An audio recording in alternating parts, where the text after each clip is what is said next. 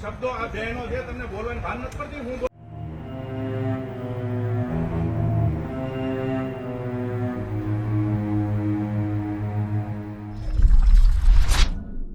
વિસાવદરની પેટા ચૂંટણી અને હવે ત્રણેય પક્ષો ત્યાં જે પ્રમાણે મહેનત કરી રહ્યા છે એ પ્રમાણે ખરાખરીની જંગ ત્યાં શરૂ થઈ ગઈ છે। ત્રણેય પક્ષના ઉમેદવારો છે એ ગામડા સુધી પહોંચવાનો પ્રયાસ કરી રહ્યા છે, ખેડૂતોને રીઝવવાનો પ્રયાસ કરી રહ્યા છે અને જે ભાષણ આપી રહ્યા છે એમાં એવો દાવો કરી રહ્યા છે કે આ વખતે અમે જીતીશું તો બધાને આ આપીશું અને તે આપીશું। દર વખતે ચૂંટણી પહેલાં આવા દાવા થતા હોય છે। આમ આદમી પાર્ટી છેલ્લા કેટલાય સમયથી એટલે ગોપાલ ઇટાલિયાનું નામ સૌથી પહેલાં આમ આદમી પાર્ટીએ જાહેર કર્યું અને પછી પ્રચારની શરૂઆત કરી। મોટા ભાગના ગામડાઓમાં જનસંપર્ક અભિયાન કરી અને ખેડૂતોને ત્યાં મળ્યા, ખેડૂત મીટિંગ કરી અને ખેડૂતોના પ્રશ્નો જાણ્યા। આ તમે જે વિડીયો જોયો એ વિડીયો એ બગડિયા ગામનો છે અને વિસાવદરના એક ગામમાં જ્યારે આમ આદમી પાર્ટીના નેતાઓ પહોંચ્યા ત્યાં ગામના સરપંચ અને જે નેતાઓ છે એમની વચ્ચે બોલચાલ થઈ ગઈ। બોલચાલ ધીરે ધીરે ઉગ્ર એટલે થઈ ગઈ કારણ કે આમ આદમી પાર્ટીના નેતા એવું કહી રહ્યા હતા કે અમને ખબર છે કે તમે ભાજપના સમર્થક છો અને તમને ભાજપ ગમે છે અને એટલે અમે અહીંયા પ્રચાર કરવા ન આવી શકીએ એવું કશું જ ન હોય। જ્યારે ત્યાં આમ આદમી પાર્ટીના નેતાઓ કાર્યકર્તાઓ પ્રચાર માટે પહોંચ્યા ત્યારે સરપંચ સાથે બોલચાલના એ વિડીયો ખૂબ વાયરલ થઈ રહ્યા છે। સરપંચ એમને બોલી રહ્યા છે, એની સામે આમ આદમી પાર્ટીના નેતાઓ કહી રહ્યા છે કે પ્રચાર માટે કોઈ પરમિશનની જરૂર ન હોય, અમે આવીશું, પ્રચાર કરીશું અને લોકોને મળીશું।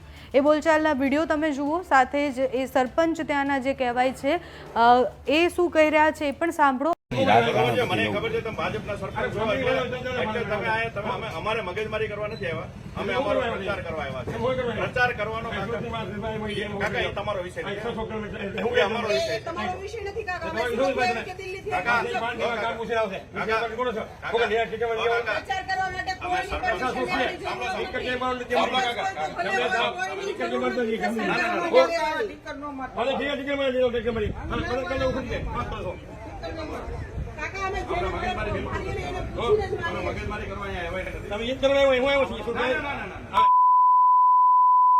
શબ્દો આ બહેનો છે તમને બોલવાની ભાન નથી પડતી હું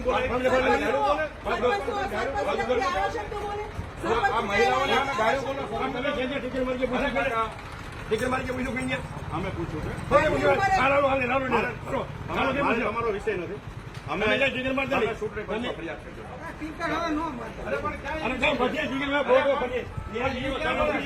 બધાના ઘરે પૂછીને સ્પીકર લાગશે કાકા, લાગશે।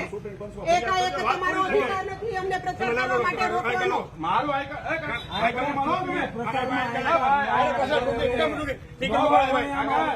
તમે આઈકાર્ડ લો ભાઈ,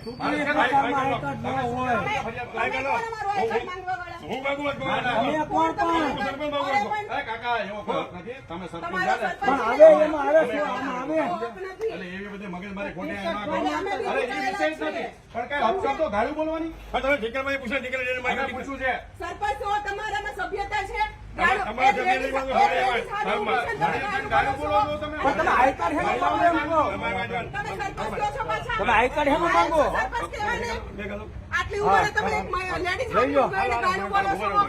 સભ્યતા તો રાખો થોડીક, લેડીઝ હારે છે નહીં કઈ સભ્યતાની તો વાત કરો।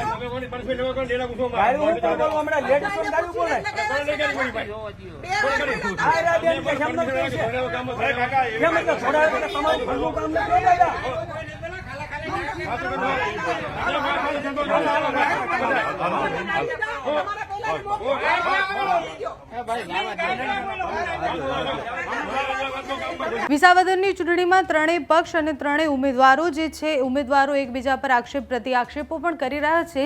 ત્રણેય પક્ષની મહેનત તો દેખાઈ રહી છે, માહોલ બની ગયો છે, પણ માહોલ બનવાથી જીતાતું નથી।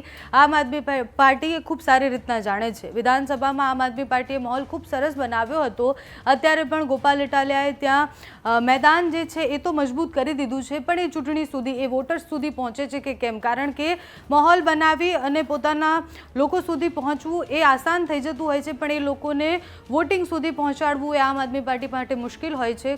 ભારતીય જનતા પાર્ટી ત્યાં ખૂબ મહેનત કરી રહ્યા છે, કારણ કે વિસાવદર એ ભારતીય જનતા પાર્ટી માટે નાકનો સવાલ થઈ ગયા છે. હવે કોણ નાક બચાવી શકે છે, કોણ ત્યાં જીતે છે, કોણ વિસાવદરના લોકોના પ્રશ્ન જાણી શકે છે, એ સમય બતાવશે. તમારું આ વિષય પર શું માનવું છે અમને કમેન્ટ્સમાં જણાવજો. અત્યારે આ વિડીયોમાં બસ આટલું જ. જો તમે અમને યુટ્યુબ પર જોઈ રહ્યા હોય તો સબસ્ક્રાઇબ કરજો, ફેસબુક પર જોઈ રહ્યા હોય તો ફોલો કરજો, અમારા આ વિડીયોને લાઇક અને શેર કરજો.